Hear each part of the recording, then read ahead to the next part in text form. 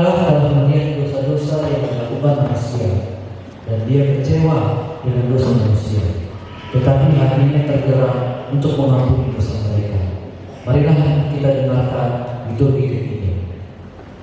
Yesaya 59 ayat 1-2. Sesungguhnya Tuhan tidak berupaya untuk menyelamatkan dan pendengarannya tidak berupaya untuk mendengar, tetapi merupakan pemisah antara kamu dan Allahmu yang segala kejahatan dan yang membuat Dia menyembunyikan diri terhadap kamu sehingga Ia tidak mendengarnya segala dosa.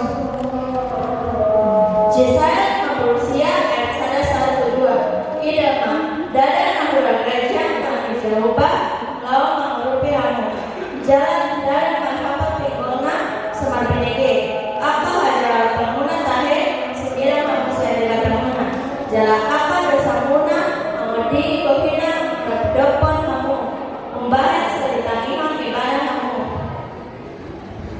Isaiah 59 verse 1 and 2. Behold, Yahweh's hand is not shortened, that it cannot save, neither his ear heavy, that it cannot hear, but your iniquities have separated between you and your God, and your sins have hidden his face from you, so that he will not hear.